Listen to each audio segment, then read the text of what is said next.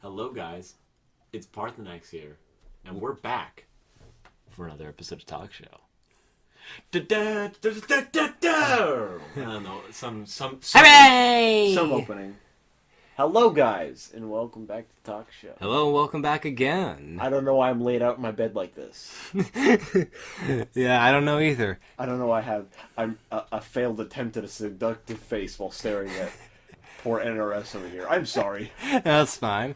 And I am NRS again, joining Par on this talk show episode. Where we're talking about, if you were looking at the screen, We're gonna talk about some movies. we're going to talk about Back to the Future, our favorite Marvel movies, and the Ghostbusters movie, plus that other one, the one that we don't want to name, for many reasons, For many reasons, yes. And like destroying my childhood. don't forget Ghostbusters 2, because that one deserves as much recognition as the first. Yes, just wanted to use the original logo though. You know, No, it's fine. I the get good it. stuff. No, I'm saying that to them. Oh yeah, no, I get it. Sorry, I didn't know if he was talking to me or the audience. We're basically all talking to the audience, except when we talk to each other. Anyway, what should we start on first, Par? Should we talk about How Ghostbusters? about Back to the Future? All right, Back to the Future. Back to the Future was one of the most successful films of the 1980s. In fact, it was the highest grossing film of 1985 and one of the most popular franchises in the 1980s. Yes. Back to the Future gave way to two sequels, Back to the Future 2 in 1989 and Back to the Future 3 in 1990, a cartoon series which lasted 20 episodes. And then died. Yeah. A huge amount of merchandise, a theme park ride at Universal Studios Parks, Back to the Future The Ride, which opened in 1991 and closed in 2006. Sad face. A few games, recommendedly the Telltale's Back to the Future game, which was first unveiled in 2010. It's a 5-part game series, which I thoroughly enjoyed. Back to the Future is my favorite movie series, movie trilogy, movie franchise of all time. I have a great and passionate love for Back to the Future. Back to the Future, as of right now, as we are recording this video, this year, 2020, marks Back to the Future's 35th anniversary. Yeah, that's Yes. crazy, isn't it? Though. And the most recent Back to the Future thing is a Back to the Future musical, which is showing at the Manchester Opera House in the United Kingdom. It started showing just yesterday. Yesterday was the very first showing, so if any of you live in Manchester, United Kingdom, or plan on visiting there, definitely do so, because after reading as much as I can about the Back to the Future musical, it's something to get the Back to the Future fans excited, especially with who's involved in it, but we will get to that soon. So, Par, what do you want to know about Back to the Future? Why don't we talk about some famous references first of all? Because Okay. we have to talk about just favorite quotes from the movie. Because Okay. everybody knows 1.21 gigawatts. And Doc, are you telling me you built a time machine out of a DeLorean? And the list goes on and on, like, Lorraine, you are my density, destiny. or one of the most popular ones, Mayor. That's right, I could be mayor. Yeah. Among some of the most quotable lines in Back to the Future, and Back to the Future has probably some of the most quoted lines in the history of film. Any ones that are your favorites, Par? I just like the original, the first one. The first. If you were to take each of them as their own standalone film, it kind of would be a funny joke if you didn't know there were others, and just like showed someone just the second or third movie, and just told them this is the only movie that exists. No, that is not true. Back to the Future has 3 movies, and I count them all as one giant movie. I know, but what I'm saying is because I know someone who tricked someone else I know into thinking that Back to the Future 2, because they'd never seen Back to the Future or heard of Back to the Future, made them watch Back to the Future 2 and told them that was the only movie in the series, and they were like, oh, so it's the joke that they're time traveling, so the first part and any ending part never happened because they were time traveling. That is mean. That is mean, mean, mean. At the end Oh of the my year, God. they showed them. The end of the year, they showed them the third movie and then the first movie just to piss them Oh off. man, that is a mean, mean thing to do. I mean, it all made sense to him. He was like, okay, that makes a lot more sense that they actually did have a first and third movie. Yeah. But yes, for all of you who are out there, Back to the Future had 3 movies. The first one was in 1985, the second one was in 1989, and the third movie was in 1990. What else should I explain about? Should I explain some facts or whatever? Sure, go ahead. Okay, well, first off, some facts. Did you know that Michael J. Fox was not the first choice for Marty McFly? Oh, That's right. Now, going back, when Bob Gale and Robert Zemeckis, who Bob Gale is the writer and producer of the Back to the Future trilogy, and Robert Zemeckis is the director of all 3 Back to the Future movies. When they were casting the film, they wanted Michael J. Fox from the beginning because they loved his style and they thought his acting would work great for the character of Marty. However, Michael J. Fox was under contract for a TV show that he was starring in at the time, Family Ties, and and the producer of Family Ties didn't allow Michael to shoot the film because of his schedule with Family Ties. So they had no choice, but they had to cast someone different, and they cast Eric Stoltz, who was an actor at that time, and they pretty much filmed basically 80% of the movie with Stoltz as Marty, and really, although they were filming with it, they were trying to make him work as Marty, but I mean, both Robert, Bob, and the rest of the crew just were not. They thought they weren't getting the best performance out of Eric Stoltz, so they had to make the decision. obviously it was nothing against him. No, it was nothing against Eric Stoltz, but they just felt that his acting and his Stylized. style was not. It didn't fit the character of Marty, the character that they wanted or Yeah. that they wrote for. So they had to, unfortunately, dismiss him from the movie.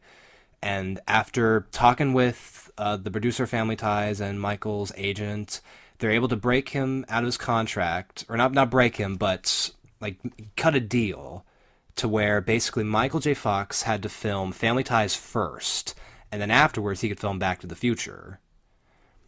So basically, he would do Family Ties like on a week during the week. Michael J. Fox would film Family Ties during the day, and afterwards, after he was finished with that, he would hop in a station wagon and they would drive him to the set of Back to the Future, and they would film throughout the night. And they did that for the whole part of the movie. The only time they could do day shots was when Michael J. Fox, when it was on weekends, when Michael wasn't working on Family Ties. So that's the only time they could do day shoots. So that's that. And it must have been hard for Michael, especially for, he only got, I think, 2 or 3 hours of sleep, like I think, from working on the film. But still, the performance he gave is iconic. Yeah, 100%. 100% iconic. So, yeah, I can't think of anyone else who can be Marty McFly than Michael J. Fox. What else is there? Did you know that the time machine was not a automobile originally? What was it? In the first draft of the script for Back to the Future, the time travel was the time machine, sorry, was described as a refrigerator. You what? It was originally described in the first draft as a refrigerator, but after reviewing the draft, Bob Gale and Robert Zemeckis thought that they needed to change it. One, because they didn't want people to start locking themselves in a refrigerator, because back in the day the refrigerators had that lockable latch, so the refrigerator would like stay shut and you'd press a button to open it. They're not I don't think they were magnetic back then, so they had to have a lock. And if someone was stuck in the refrigerator, they can't get out unless someone pulls Freezer it. burns and stuff. Yeah, so they had to change it, and Because there'd be some little kids who were just like, yeah, we love that movie, and then they lock themselves in the refrigerator Yeah. and die. yeah, and I'm not sure.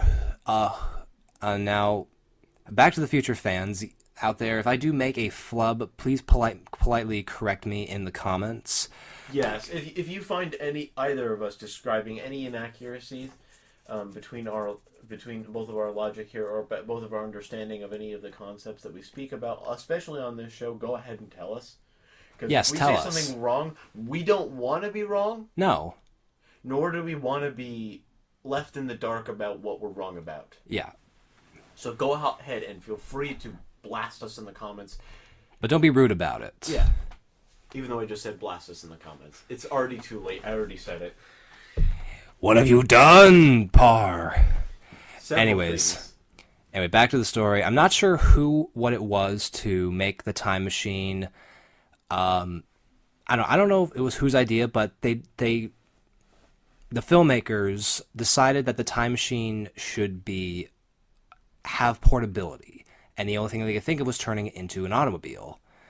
And they were doing concept art, and one of them chose a DMC-12 DeLorean to be the time machine. And the filmmakers, everybody, the producers, director, they loved that image of a DeLorean turned to a time machine.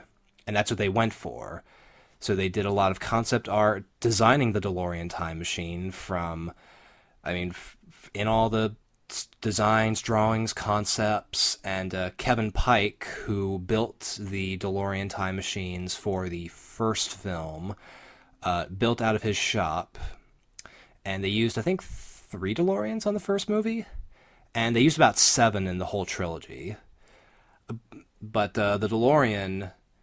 first off, the DeLorean time machine is my favorite movie car of all time. It's the most strikingly amazing movie car, and not just movie car, but just iconic piece of Hollywood. It is a really iconic piece. It's made me look into DeLoreans. It's given me a more love for Back to the Future, especially for its car, because the car is like a character. It's so iconic.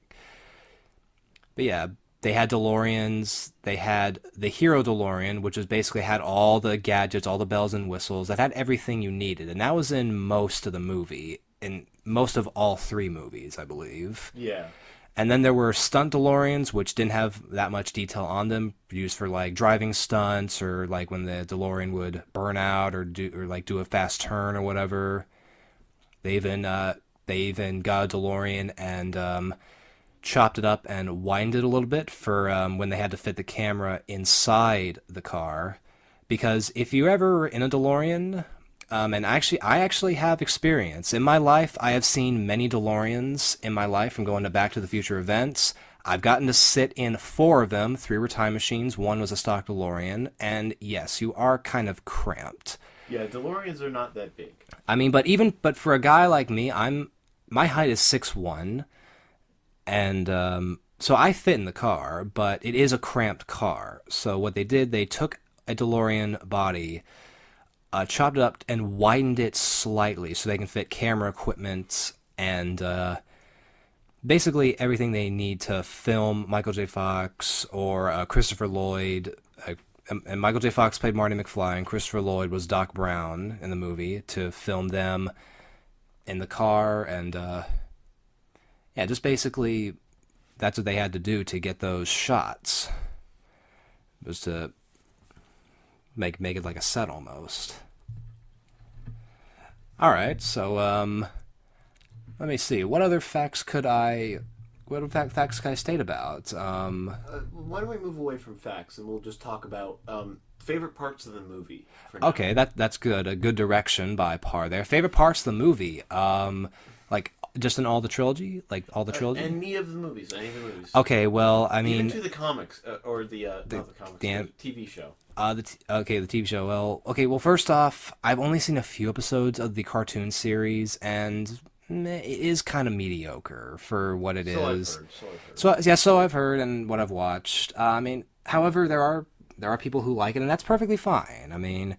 You like what you want to like. Yeah, but to me, it definitely had some interesting things about it, but not really focusing too much on the cartoon series, mostly because I don't have much to say about it. But favorite parts of the movies, I have favorite scenes from the Twin Pines Mall scene where they're testing the DeLorean out, to the scene where Marty McFly rocks the joint by playing Johnny Be Good and the Chairman Under the Sea dance, to Doc trying to get Marty back to the future with rigging up the lightning equipment to the clock tower so that the DeLorean will get hit by lightning to send 1.21 gigawatts into the flux capacitor and send Marty back to 1985.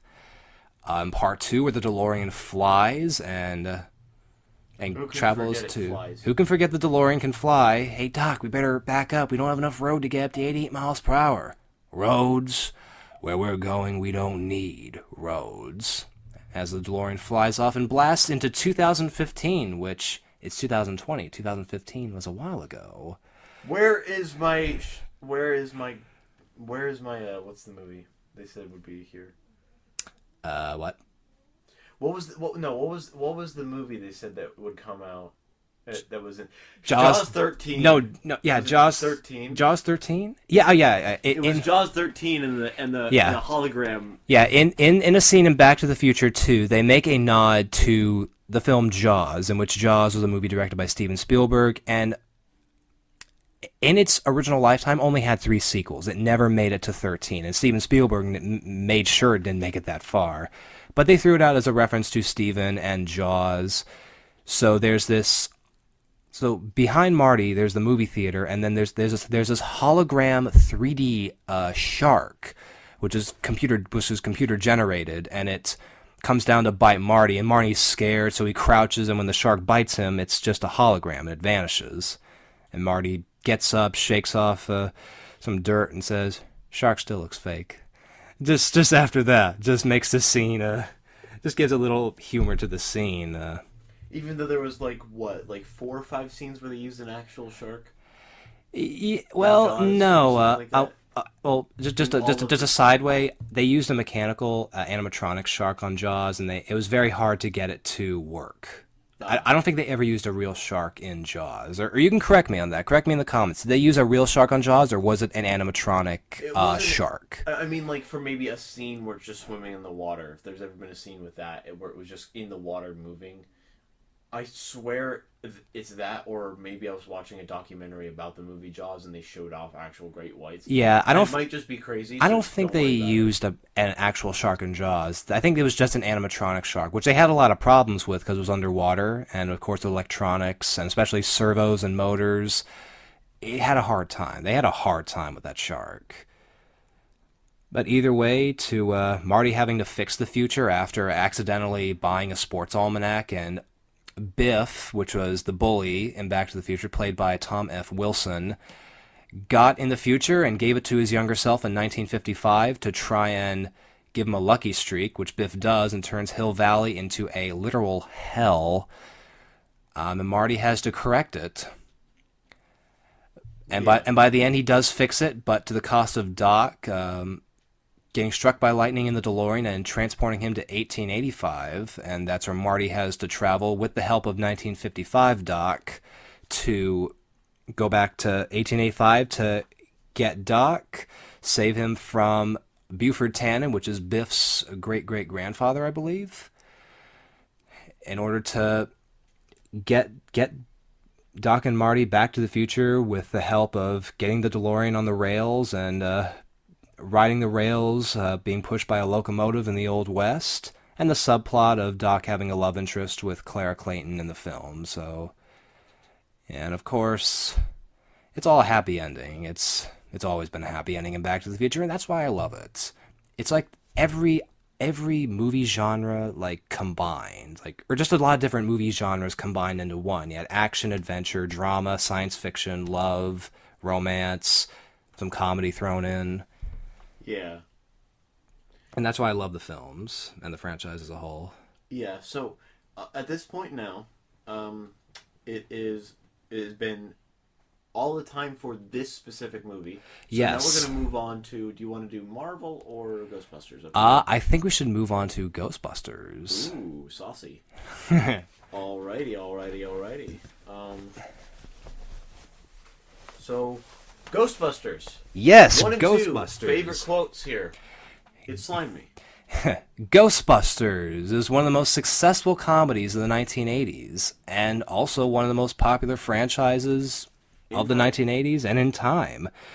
It had a sequel, Ghostbusters 2, in 1989, an animated series, The Real Ghostbusters, which aired for 7 seasons from 1986 to 1991, an action figure line by Kenner, and a huge amount of merchandise, like we said. Not to mention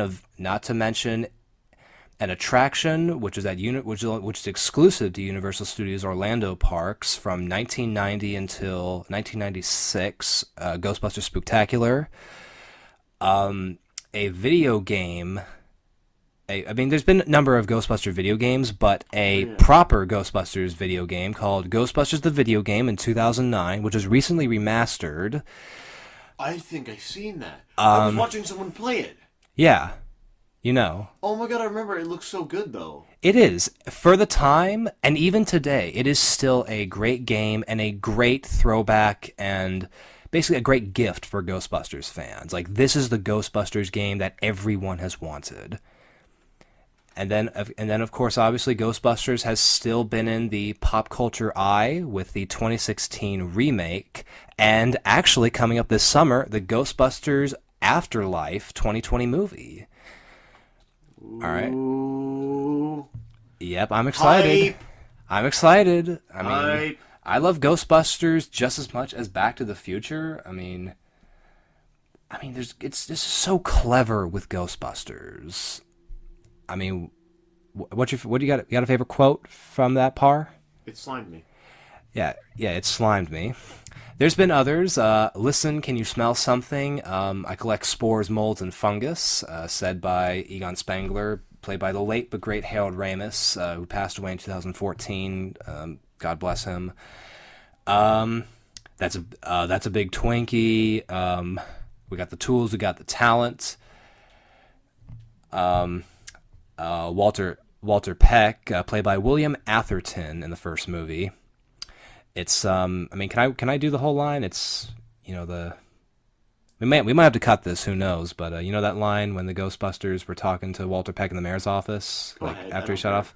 Okay, so in the movie, Walter Peck, he's from the Environmental Protection Agency, says that the Ghostbusters are like a nuisance to the city and they're fake, they're phonies, and he shuts down their containment unit, which is where they store the ghosts. The containment grid blows, the ghosts all escape, and then the Ghostbusters go to jail. Then Officer Carl Winslow, which actually that is true. The actor who plays the cop that releases the Ghostbusters is he's most known for the first Die Hard movie and Family Matters. I think Carl Winslow was his character in Die Hard, but you can just look up that actor. And but anyway, the officer comes in and says, "Hey guys, mayor wants you." So the Ghostbusters are taken to the mayor's office, and they're basically trying to convince the mayor to let them help to save New York. And Peck's trying to say, oh, they're just phonies. They spray people with hallucinogenic gas, and they come up with a fake electronic light show. And then Ray Stantz, who's played by Dan Aykroyd, says, well, our business is working just fine until our power grid was shut off by Dickless over here. And the mayor looks to Peter Venkman, who was played by Bill Murray, and the mayor says, is this true? And Peter says, yes, it's true. This man has no dick. Before almost getting punched by Peck. But, yep, the Ghostbusters save the day, and of course the Ghostbusters come back to save New York again in Ghostbusters 2, which a lot of Ghostbusters fans say is the lesser of the two movies. I don't see how that's true. Yeah, me neither. I love both Ghostbusters 1 and 2. Both of them are classic movies, and they're equally as funny. I mean, some people might say that the second movie maybe trying to stick to a theme of, I think just love. I think that was the whole thing, like to love, not hate. And also this just certain things that some Ghostbusters fans did not like about the second movie. I mean, yes, they have their opinions on it, but I like Ghostbusters 2 as well. I mean, I like both of these movies equally. They are both great. But what about you, Par? Your opinions on Ghostbusters 2? I mean, I love them both pretty much equally, because I mean they were a big part of my childhood because I watched them friggin' 198 times or something like that. You know, because I watched a lot of movies that I liked, and yeah, I've definitely got a good soft spot for Ghostbusters, and that's where we're gonna talk about the next one that came out. The 2016 remake, not reboot, remake. It was a remake of the original, but done in, to most fans say, a pretty poor way. Your thoughts, Par? I'm gonna just say, since we already had a swear word in this episode, it's shit. You heard it here. You heard it here from Par. No. No. I'm kidding. I just don't like the fact, you know, because it was like, it's a well-established thing. You know, it was a well-established thing of like how the Ghostbusters came to be, how it was this, how it was this, how it was this. But then they went and were like, it's a remake that no one asked for. No one asked for, not the fans, probably not even the directors even wanted. I'm sorry, but this was a joke. It wasn't me that made this joke. It was a joke brought up by one of the people that's never been on my channel and probably never will be. But we went to go see it just to shit on the movie. Like, we just went there to pull down our goddamn pants, turn around, and just shit right at the screen. Kind of stuff. That's how badly we hated it in its own idea. Was that when we originally saw it, we were like, oh, so they're making an extra one where it's supposed to be like years later or something like that. Yeah, like, that's what I was thinking, like a continuation. Yeah, where like a different crew has come in after finding like the Ghostbusters building. Like, they go in. There's one of them's like, I hunt for ghosts, and every time I pass this building, my little ghost meter starts going crazy because the grid's still downstairs. Like it really was. I think was first trying to be like a continuation of the original two films of having a new Ghostbusters crew under the guidance of one of the original Ghostbusters or the original Ghostbusters entirely. Yeah, which it wasn't. Nope, it was not. Which we all hated. I mean, here's my opinion on the film. I don't mind that it's a full female crew. I don't mind that. But the real problem with Ghostbusters 2016 is the storyline, the jokes, and I think just the atmosphere. Quagsire, this Pokemon right here, I'm showing him the book. Yeah. Quagsire's face design is better than the entirety of that movie, in my opinion. I was like, how do I show my disdain without being able to physically show it to you? Yeah. That's how much I hate the movie. I find it as appealing as Quagsire's face, even though it's funny. Quagsire's cute and funny, that's the point. And it works for him. Yeah. But imagine that on a human. Yeah. No one wants to see that. No, thank you. Goodbye. No. That's what I thought about the movie. Thank you. Yeah, but here, I'll just say one thing. The real problem with the movie and the reason it bombed was the story wasn't that strong. The jokes were very forced. The jokes were not planned out. They didn't give proper timing. They were just forced, and that doesn't make it funny. It makes sense. It was Amy Schumer.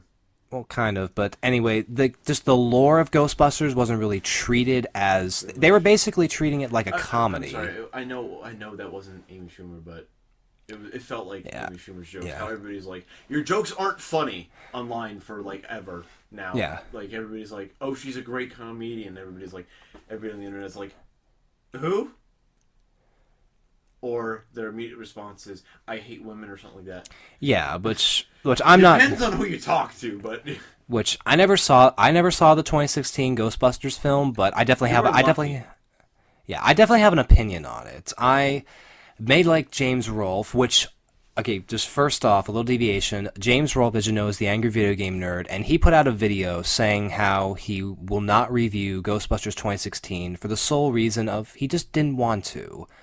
And I can respect that. It's something that he didn't feel like he needed to touch, as he knew the movie would get a lot of hate, and he felt a lot of other people are going to do it. Why must I do the same thing? And he decided not to review it, which It's fine. I get his opinion, and I stick by that, and the same one that I did. But people attacked James Rolfe online. Like, feminists were attacking him.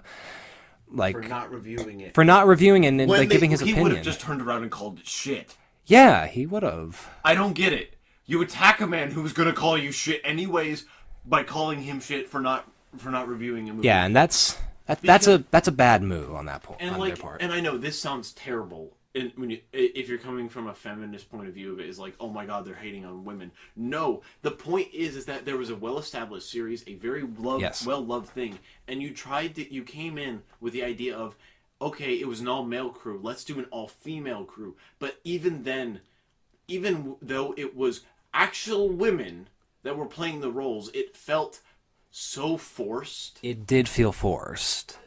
Because, like, in some of the, like, when I was sitting home alone watching YouTube, and an ad came on for it. It was the one of the ads for the actual Yeah, an movie. advert for the movie.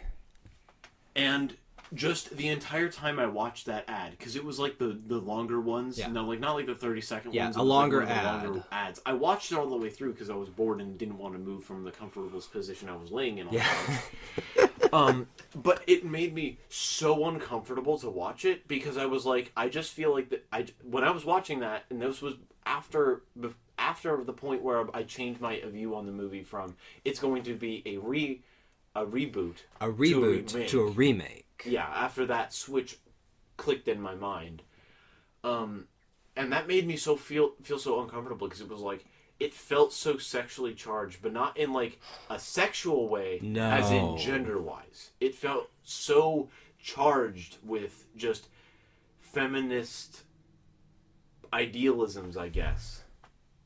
And that movie got a lot of backlash. I remember when the trailer was posted on Sony's YouTube channel, it had more dislikes than likes. Yeah, in all honesty, on YouTube, it's not that uncommon to have so many likes that's not even funny. Yeah. I mean, there's a lot of YouTubers out there that ask for likes, and Yeah. I've seen a few comments under people's videos that are like, I disliked, here's the reason why, they're not rude about it or anything like that. Yeah. Simple. But I've never seen one that was full of those kind of comments. Yeah. That was all, like, just positively, just like, I'm sorry, I don't like it for this reason. No, it was all just on hate. on that YouTube video. Yeah. I think the comments might be disabled now. Yeah, most it likely. probably would because of like some vulgar language or whatever, or just bad atmosphere in that comment section. I went on there when that came out because, I mean, you just click the video. Yeah, you just pretty much click the video. You click the ad when it popped up and it brought you to it, and then you would have been like, oh, okay, let's check this out. But, looping back yourself around back to YouTube from Sony's website, Yeah. you would come to the comments, and, like, the first few were obviously, like, liked by Sony because they were positively reviewing the movie. Yeah. Even though it had not come out yet. It hadn't come out at that time, no. But as soon as you scroll down, you started to see, what is this filth? This is shit. This is trash. All that stuff like that. All of It's this like, bad atmosphere and hate. yeah, all the way down. Again, like, it would not have been bad if it wasn't charged as much as it was. No, if there were changes made to make it seem more like a continuation and have a stronger story, then it would have been more successful. Yeah, because it also felt really weird because, I mean, pretty much one of the main plot points is that hot guy gets taken over. Oh, Was just like... which hot guy? Chris Hemsworth. Yeah, Chris Hemsworth, who played Kevin, their secretary in the film. Chris Hemsworth, as you know, who's most known for playing Thor in the Marvel movies. But anyway, Chris Hemsworth as Kevin. Yeah, because, I mean, if you haven't seen it, you're blessed, and you haven't, thank you. But, okay, when this is happening, that he's taken over and everything like that, their main... Like, it just, like, well, just for the majority of the time on the screen, it just felt, he was on the screen, it just felt like the entire movie was going to revolve around him. Yeah. And that's a problem. A problem, yes. Yes. Like, I get it if you can tell from a main character, but he was posed as, like, the comic relief Yeah, he was playing like the dim-witted comic relief secretary character who was just hot. who was hot but didn't have much brains. And that was what just like I get it, like that same thing happens, for either gender that is kind of a big there's no big disparity between like if it's a group of mainly this gender, there's always going to be the one hot of the opposite gender that that the main characters talk about in any movie. Like a lot of chick flicks, they have a lot of girls. There's always one hot guy that they talk about. There is one hot But guy. then there's also like movies about a group of boys. There's always that same thing with a hot girl. Yeah. In this case, it was the girls about the boy. But in this, it felt so awkward. Yeah. Because the message they were pushing with the whole feminist group behind the movie, it just felt wrong. And the jokes felt awkward too. Yeah. Especially though where it fell wrong, I feel it fell the most in the red. Really, was the fact that it was a feminist movie, but like of all things to do with the villain, they made sure he was the dumb white guy. Yeah. And that was a thing that I seen in a subreddit for feminists about the movie. That the main thing one of these Ronan, I believe, was the villain. I think his name was Ronan. or something like that. Yeah, correct us in the comments if you've seen the film. Yeah, but one of the subreddits about it, and I think it got deleted by a moderator, because, Okay, go on. because people found it and were like, "Excuse me, what is wrong with you?" kind of thing. And of course, feminists hate on feminists kind of thing. Well, Stuff was yeah. going on there, but basically, it was about how like the movie perfectly illustrated how the problem in the world is white guys, and it made it so awkward because like what exactly was your plan there? Yeah, like, what was his plan? Like, after transforming into the Ghostbusters logo and the ghost, like, what was the point? Just to have a throwback? Just to say Mowgli lives? Which actually, as a bit of a side from that, but I just want to tell you a little fact about the Ghostbusters logo. The Ghostbusters logo and the Ghostbusters 2 logo were both designed by a gentleman named Michael C. Gross, who he passed away, I think, 2 years ago. God rest his soul. He's worked on a lot of other films, but he designed the Ghostbusters logo for Ghostbusters 1 and 2, and the ghost in the Ghostbusters logo actually has a name, and I think Dan Aykroyd was the one who gave him a name. His name was Mowgli. I think. Please tell me if that is true, because I heard it from a Ghostbusters fan, and it's pretty cool. That little ghost has a name. Of course, they never called it that. They just used it as a logo, but that's just like a little inside fact that I don't think many people know. But anyway, back to Ronan and why he's a dumb white guy and what was his point really of destruction? Well, the other thing was because like that subreddit that was supposed to be like apparently somebody like maybe just an intern or something like that was working on the movie. Yeah. It must have been one of them or something like that started this subreddit or entirely.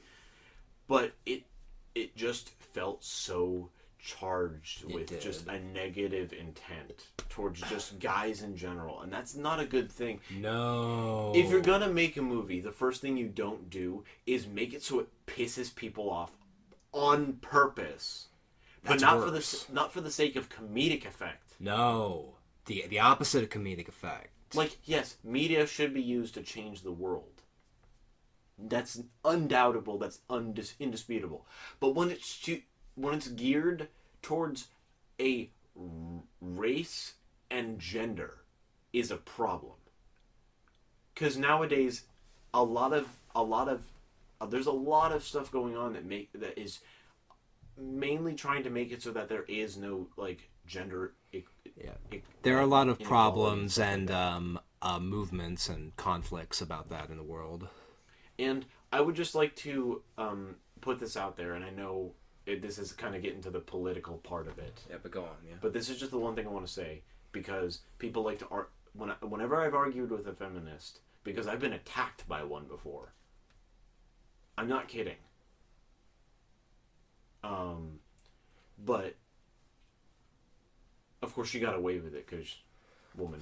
So who cares, I guess. But so the thing that she argued with me about, and her main plot, I guess her main tool, was the wage gap thing. And I would just like to shut her ass up for what she was saying to me about factors I couldn't control. I was born a guy, I get it. Have I ever beat a woman? No! That's another thing she brought up, that I beat women. I was like, excuse me? I'm gay! Well, I'm in a gay relationship, I'm bi.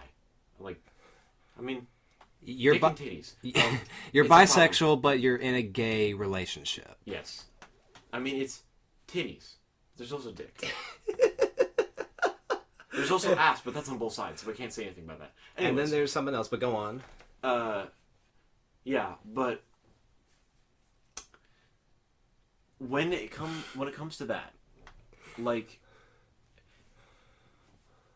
she used that against me, I recently had an English class at the college I go to where the teacher was like, yeah, I get the bullshit. And I know that there's people, definitely in this class, I raised my hand immediately, and she was like, there you go, that have dealt with, somebody who was a feminazi. Yeah.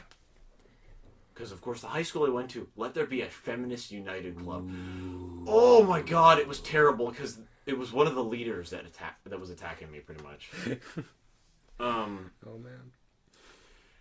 I think she was one of the co-leaders. She wasn't top of the club, but she was one of them. And the wage gap thing, I just want to put this in there because it's not 100% the reason that there's a wage gap, but it is one of the partially bigger factors.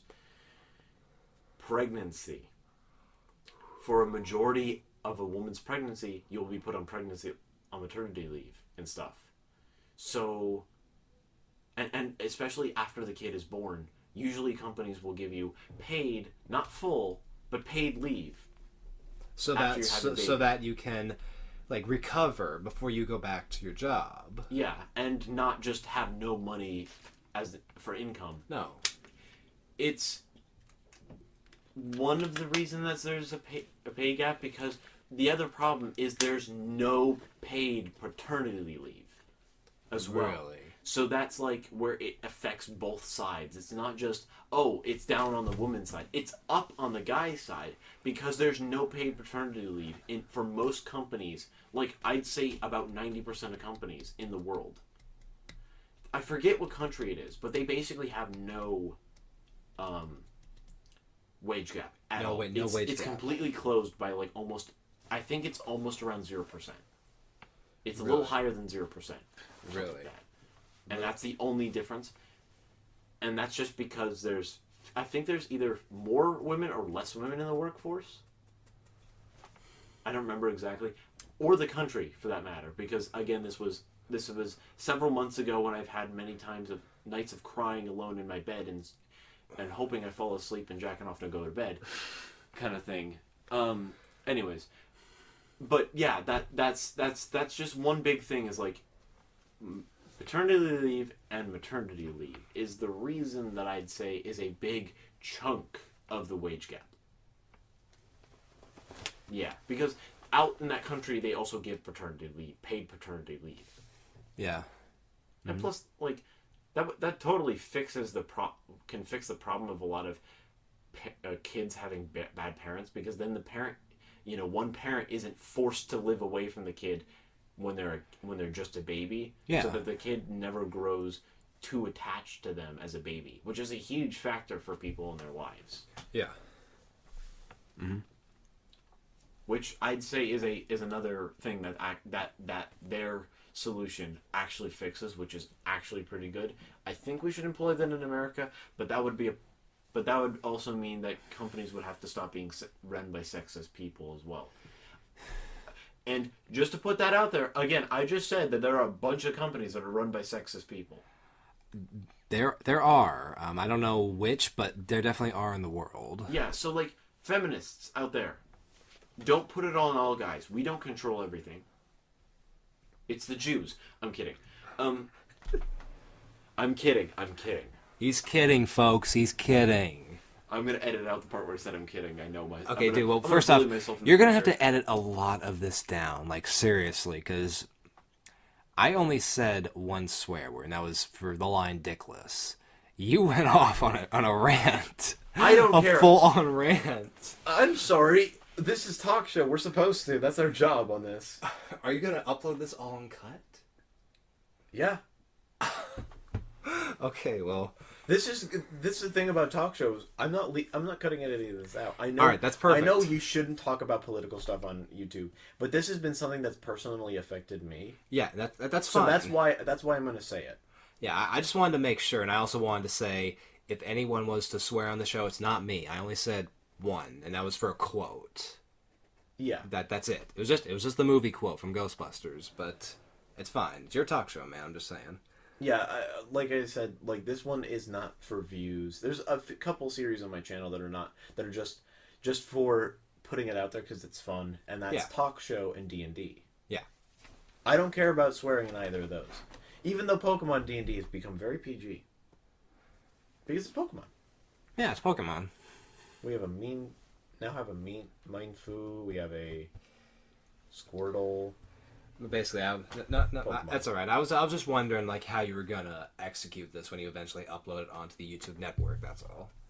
Oh, you'll see. No, I will. I'm gonna watch both of these. I'll definitely like link it to you as they come out. Definitely. But anyway, go on continue with the rant or your message, whatever. Yeah, just and I'm just gonna finalize it here is that Ghostbusters 2016 was too sexually charged, not in the sexual way as in the gender way, that ended up causing a lot of backlash on either gender, a lot of backlash on white men specifically. I've had a personal experience with, a feminazi who's attacked me and got away with it before, kind of stuff. And that's why I have the opinion I do about this kind of stuff. And I'm not saying I hate women. I'm not. I made that joke. He's made a joke, but he does not hate women. He does not. Neither do I. Titties. Both of us do not hate women. We just hate everything else but the women, but the titties. It's jokes. It's a YouTube show. What do you expect? There's jokes flying around. Yeah. But anyways, in all seriousness, that's it, pretty much. That's just because I've been personally affected and just the stuff that's happened in the past. That is the reason that I give for my opinion on this. You have your own opinion. Yes, everyone does. And wage gap is real. I'm not denying that. Wage gap is real, but it's not for the reasons that feminists want you to believe. And you can go ahead and fact check me on this. But I'm not saying that the wage gap is caused by just paternity and maternity leave entirely. I'm saying it's a cause, not the pure cause. Not the pure cause. A cause, not the pure cause. But now we went. I said we had 6 minutes for this specific section. We're on a long 25. 25. Oh man. So yeah, just an extra 11 minutes. Yeah, you're gonna get a bonus for this one, folks. We're giving you a bonus because we like you and we like hearing our audience out there. Yeah. So now let's move on to Marvel, our favorite Marvel movies. So yes. Outright, Sam, what's yours? My favorite Marvel movies are Captain America: Civil War, Thor: Ragnarok, the original Marvel's Avengers, the first Iron Man movie, Spider-Man: Far From Home, And let's see, is there any other one? Black Panther. Oh, I love Black Panther. For me, I'd have to say the original Avengers because I watched it like 38,000 times because I got bored. Yes, the original Avengers. Because I got bored and didn't watch YouTube as much as I watched Netflix. All right, but go on. Any others? Black Panther, like I said. Okay. And then I'd have to say like I love Thor Ragnarok for the jokes, but it didn't land as well for me. Especially with the joke with where he jumps out that thing and just slams into the ground and is just dead. Yeah. And Fenrir is just like. Yeah.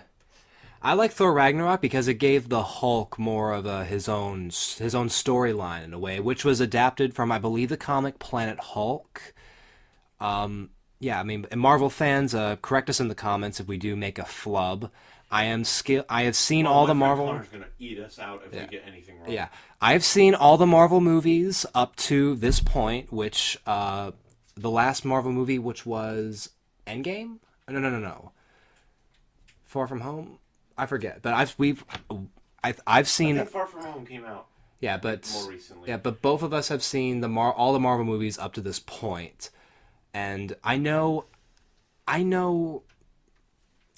definitely know some history about the Marvel comics, but I don't know history about every comic. I'm not that much of a comic reader, but I do know some history about it. And Planet Hulk and a few other comic storylines were adapted for Thor Ragnarok, which I liked. It gave the Hulk, also showed where the Hulk was after Avengers, Age of Ultron, and sort of it gave way for the whole Bruce Banner is comfortable being the Hulk, which of course was expanded on Avengers Infinity War and Avengers Endgame. Which I still never saw. All I got...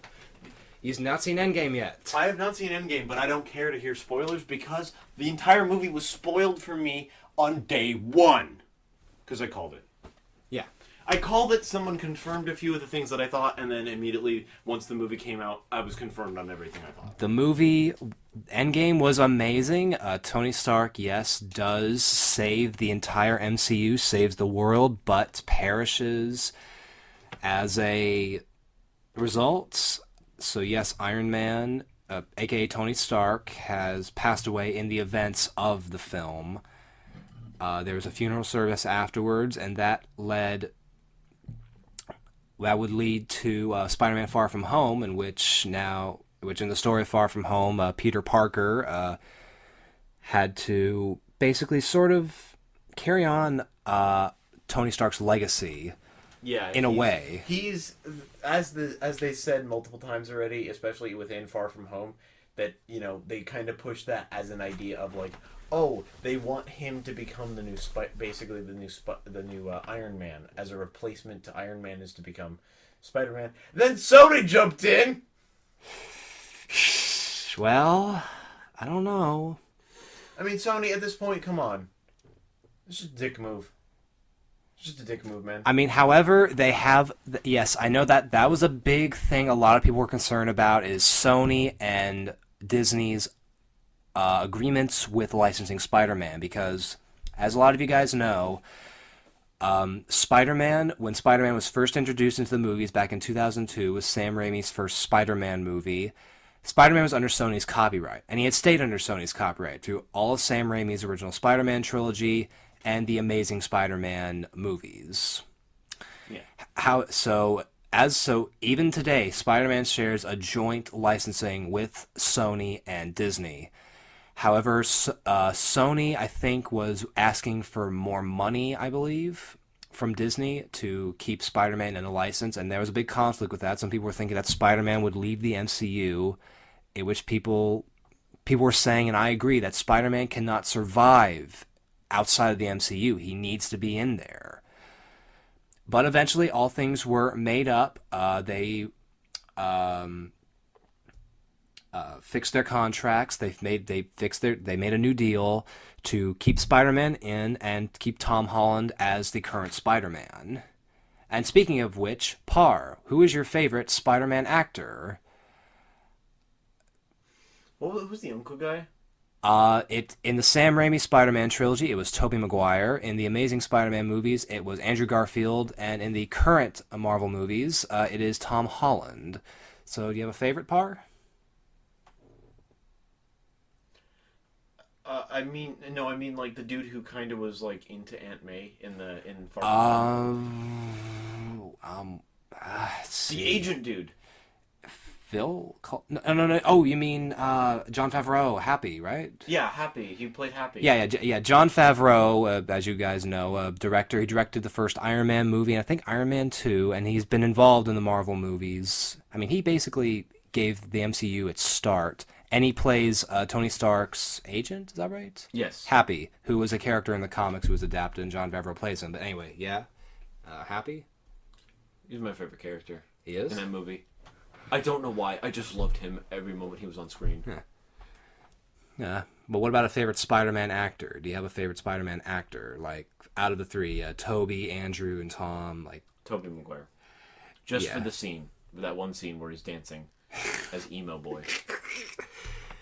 I will say this. I will say this. All of the actors who portrayed Spider-Man in the films, they all did a great job with it. I mean, they all had their different flair. They all brought their style, their own individual style and individual flair with playing Spider-Man. However, I will say this. Tobey Maguire had the best Spider-Man suit, in my opinion. The Spider-Man suit for Sam Raimi's original Spider-Man trilogy is, I think, probably one of the best cinematic Spider-Man suits, because it takes off the comic book designs and really puts Spider-Man out there as this like heroic figure and this heroic person. So yeah, Tobey Maguire had the best suit. no, I've ruined it. But I do love all of the actors who have played Spider-Man over the years. But in my opinion, Tobey Maguire had the best suit. But I love all the actors. I get you. How about our favorite Marvel characters, Par? Very obscure, but I just like it because this character, because it exists. Their hero name is Good Boy. Do you know Good Boy? I have not heard of Good Boy. Good Boy is female normally, as like a normal person, who turns into Good Boy, who's a big blue buff wolf. Who she calls her fursona. And I like it just because it's a great joke, because it just makes no sense, but it works in my mind. I haven't read the full comic that Good Boy's from, but that's my favorite obscure character, at least. Yeah, Marvel has definitely had a lot of obscure characters that fans have taken a liking to, like Howard the Duck. He's an obscure Marvel character, as well as Bushman, Fall Bushman. Marvel fans, correct me. The name escapes me right now, but it's the Marvel obscure hero who wears a pot on his head, red, looks like long johns, and blue cape. Is it Hair Bushman? Correct me in the comments, because that name escapes me right now. As well as some other obscure characters. But my favorite Marvel character is Captain America. He is my favorite Marvel character in there. I really connect with his character. You'd and like being a Void Titan in Destiny 2. Oh, I would. Yeah. Because you get big purple shield and you get to throw it at me. Nah. But I also like other characters. Like I love the Incredible Hulk, and I love Spider-Man, but also Bucky Barnes and Sam Wilson, aka the Falcon. They're definitely the characters that stick out in my mind, and I mean, especially Iron Man, considering that I think I was at the right age when the first Iron Man movie came out in 2008. I think we were both at the right age, right? Pretty much. Yeah, pretty much. I mean, that was the film that got us introduced to Marvel, made us love the Marvel films, and it's really exploded 10 years ago, 2008, man. Or 11 years ago, or no, 12? Yeah, it started in 2008. They had their 10th anniversary 2018, 11, 12. So it's been 12 years since the first Iron Man movie, which started the MCU. That's a crazy thing to think. It is a crazy thing to think. And it's still continuing on. The most recent film that's going to come out is the Black Widow film, which introduces Taskmaster, a character that a lot of people wanted to see in the Marvel Cinematic Universe. However, some people are debating over his design, saying that it's not really accurate and in keeping to the comics. But who knows? That might get changed. I mean, seriously, if they can change Sonic's design to a design that looks more representational of Sonic, they could probably change Taskmaster. I mean, what do you think, Par? Do you think so? Yeah, definitely. I mean, because if you can communicate with the fans and see what they want, it'll actually make your movie a lot more successful. Especially when you get that fan interaction. Hey, that's what got Deadpool off the ground. Heck, Deadpool fans and Ryan Reynolds, who was a Deadpool fan and wanted that movie off the ground for the longest time, were able to chip in and work with Fox, and we got Deadpool and Deadpool 2 out of it. Yeah. Which is pretty good. Pretty good. Yeah. Pretty good. Hey, it's pretty good. Hey, the Fonz. Henry Winkler, everybody. Nah, man. Happy Days. Ron Howard. Yeah, basically, Yeah, I'm sorry. I've been fiddling around with the sticker, and I just texted the person that got me this sticker. Yeah. I was gonna put it while you were talking. I was gonna try to quickly just peel it off and yeah. put it on the back. Parr has a sticker that a friend gave to him, and he was going to put it on his computer, and he's just fiddling around while I was talking in the mic. I just tried to peel it, and I ruined it. Ooh. Like, look! It's a little dragon. It's a picture of a little white dragon that looks like it's cut up, but it's not like blood cut up. It's like cutting up like it's fruit. In fact, it's like orange. In fact, on the inside of the dragon's flesh, it's like orange. It's like an orange. It's basically it's basically on the inside, like I have a piece of its tail, it's cut off, and it has an orange, and it has two little leaves. That's really bizarre. It looks really cute, though. It does look really cute. It does. Boop the snoot. What? I booped the snoot. Boop snoot? Yes. So the snoot booped. No, I booped the snoot. Oh, you booped the snoot, not snoot the boop. Yes! All right. Alrighty then. So, anything else that you want to say about the Marvel movies or the Marvel Cinematic Universe? What is there left to say? I mean, people love them. People love them. Other than they're immensely successful. We will say that they rake in a lot of money at the box office. Other than Captain Marvel. Wait, what? What's wrong with Captain Marvel? Captain Marvel, the movie, compared to a bunch of the other ones that were standalone movies introducing their characters, definitely did not do well. I liked it. I liked the movie. I'm not saying I didn't like the movie. Yeah, we both liked the movie. I'm saying box office wise. Okay, so yeah, we both love the movie, but box office wise, Captain Marvel didn't do as good in the box office, but still there were fans like me and Parr who loved the movie. Yeah. I usually go out with my friend Connor that I mentioned multiple times now, or to you at least, and yeah, to me. We went out to see the movie the night it came out. Yeah.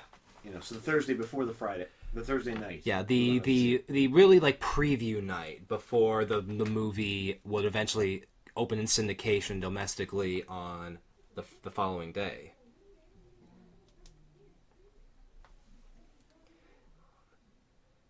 Sorry, we're just we're taking a short break. This might get cut out, but No, I'm sorry.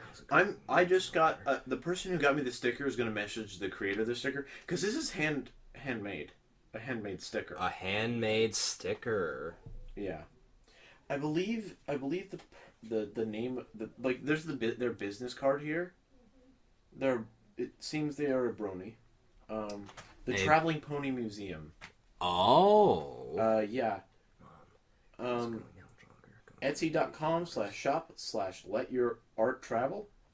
That's their Etsy. Their Twitter is MLPFIMTPM. This is a shout out to Traveling. A shout out to what? Traveling Pony. The Museum. Traveling Pony Museum. For any of you MLP fans out there, bronies. Both on Facebook and Instagram, it is just Traveling Pony Museum. Capitals on T, P, and M. And then DeviantArt, MLP FIM-TPM. Discord.ggt, capital T, lowercase q, lowercase k, capital W, capital M, KR. That are both. And to just clarify, I am not a brony. Par, are you a brony? Nope. None of us are bronies, people. Don't spam us in the comments. None of us are bronies. But if you are a brony, that's fine. I actually, most of the people I know are bronies. So. Yeah. If you know a brony, that's fine. It's really weird because, like, most of my friends I found out are bronies, and I didn't know until they all told me simultaneously. Or, well, I knew they were bronies for a little while, but I didn't catch on to that kind of thing for a while. But after I knew they were all bronies, they didn't it took them maybe about, like, I'm trying to think, how long was it? How long have I known Connor?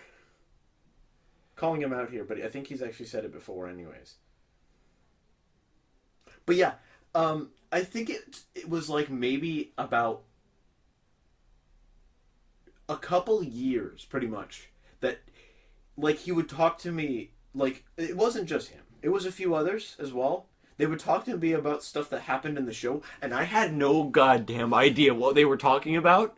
And I just sat there and nodded along with it like I understood. And none of them caught on that I didn't know what they were talking about. Really? To this point, I know the characters' names. I've never watched the show once, but I know character names because of that and porn. I'm in a group. There's a person who I've said many times on recording who sends me porn from anywhere they can find at random in the middle of class, in the middle of the night, to the times I'm just sitting there at home. Porn. He does it because he knows it bugs me, kind of thing. Especially in the middle of class when I'm like, oh, he sent me a text. Oh God. We're gonna. This is not Connor. We might have to censor that part. No, it's staying in. Like the cock up an God. asshole. The asshole of a man that likes it, we're keeping it in.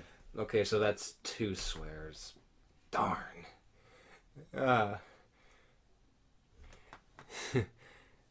if any of you are wondering, I promised myself I wouldn't swear, but I don't know. It's too late. Don't worry about it. It's too late. I'm fine. It's a general audience out there. We didn't say anything. I mean, well, the only major stuff was from Par here, but I did not say any of that. I don't feel like I need to swear on this podcast. I don't want to. If anyone else wants to swear, they're welcome to, but I don't know.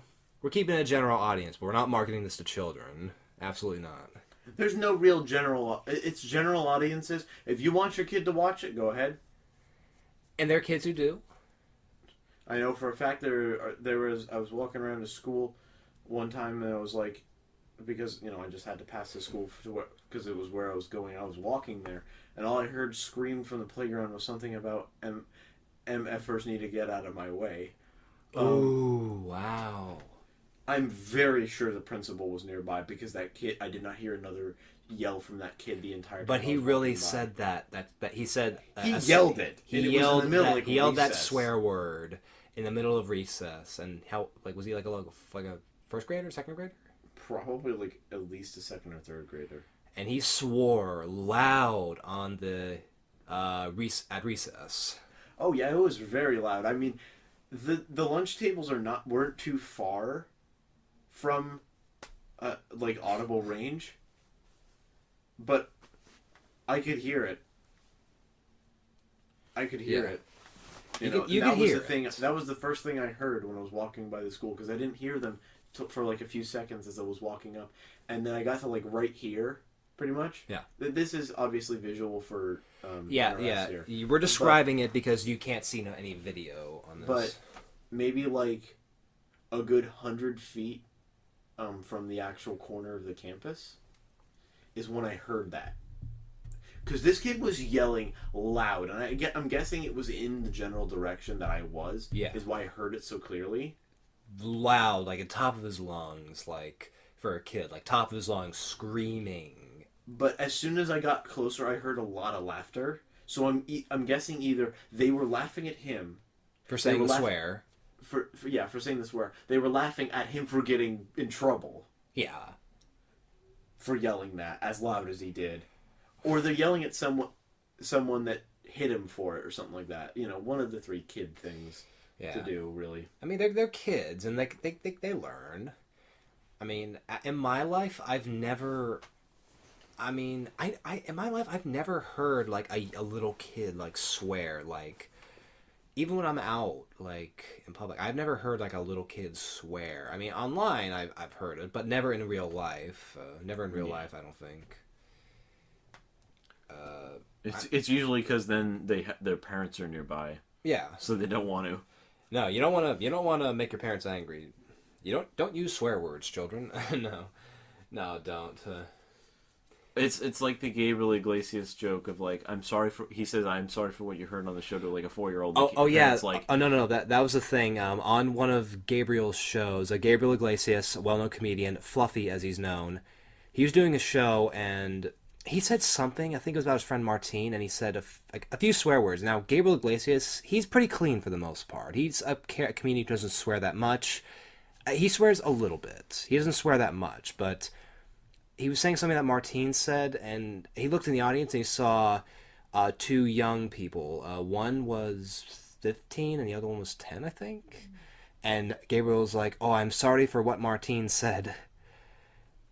well, no, I was talking about another time. He said he was talking to them and he was saying it to a little kid, and he said around 4 or something like that. Oh, really? And the kid. There's two ones. And the dad was like, "Oh, don't worry, he hears worse at home." And he said, There's nothing like seeing a little kid confirm that. Just. Oh yeah, that's right. That was the second time. So there was the first time, and there was a second time where like he heard a kid swear, and then the kid swore, and his father said like to Gabriel, saying, like, don't worry, he's heard worse at home. And the kid nodded. He like nodded in his innocent little way, which is just there's nothing worse than hearing a kid confirm what is true. Phew.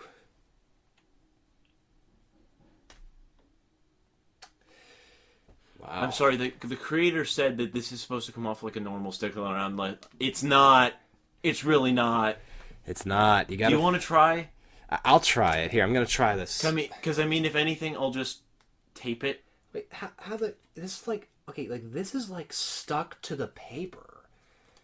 Like this is literally fused to the paper. Like, oh wait, maybe. Okay, like for some reason, like. I think you just tore it at a weird angle, or like. Oh, is it coming off easy right now? On some parts, yes, but on like some parts, like the corners especially, the sticker adhesive has fused to the paper, the wax paper that it was on. Oh, that's not good. Oh, it's supposed to be transparent too. No. Oh, that sucks. My guess is there's no way to return it. Oh, you could get another one.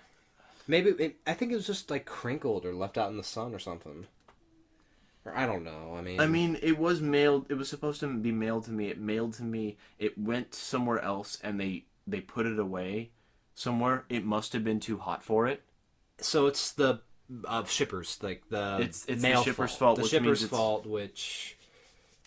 And we're talking about shippers as in mail, not shipping couples. That's something completely different. And I said shippers, like a relationship, not the swear word. And of course, it just restuck itself. That is a dreaded noise. That is. Yeah, that's something you don't want to hear. Oh no! And it's tearing all the way across. No. Well, I'm gonna take a picture with flash. Yeah. The creator's like, oh no. Dude, we're still rolling.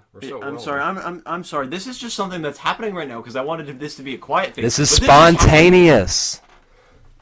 Oh, I got really close to the microphone there. Do I sound interesting when I go close to the microphone?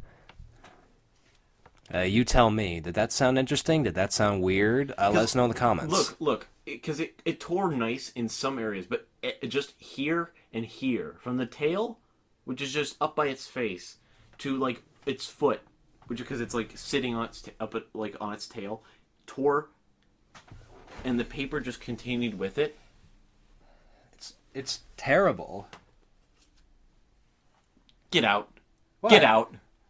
I'm sorry, that was bad. Come on. Really? It's terrible. It's terrible. The puns are real. And it's hurting my soul. I'm sorry, dude. I just could not help that. Yeah, these are two characters that left my normal D&D. Oh. Yeah, I was just playing with figures and I made a bad pun. Oh, come on, dude. You could fix it? I mean, if we could get the paper off the stick part, it could definitely be fun. Come on, we gotta stick together on this. I have a sword under my bed. I'll stab you with it. It's a self-defense sword. Okay. Would you like to be stabbed with a self-defense sword? No, but I would like to see it later. But, okay, no more puns. No more puns. Okay, yeah. All right. I think this is a good enough place to end off on. All right, we're going to end this podcast right here, but stick around as there's going to be more, maybe? Yeah. Right, Par? There should be at least 3 more episodes we have to do. This is only episode 2 that we've done. Yes, this is only episode 2. So Tuesday. There are more episodes coming, so you YouTube viewers out there, get excited and stay tuned because we are going to have some more episodes. Well, Par is. I'm NRS, his guest on the show. NRS Studios is my full alias name. And yeah. You don't exist yet on YouTube, do you? No, I don't exist on YouTube yet. This is before we uploaded on YouTube. So once we're uploaded, we will be available to the World Wide Web. But anyways, guys, stay tuned. And Par, do you want to say the ending? Thank you guys so much for watching. Hope you guys did enjoy. And if you did, make sure you like, comment, subscribe, and hit the bell icon. But until then, guys, I'll see you guys in the next one. All right, bye, guys. And as Court Nami would say, leave a comment if you feel saucy. All right, bye.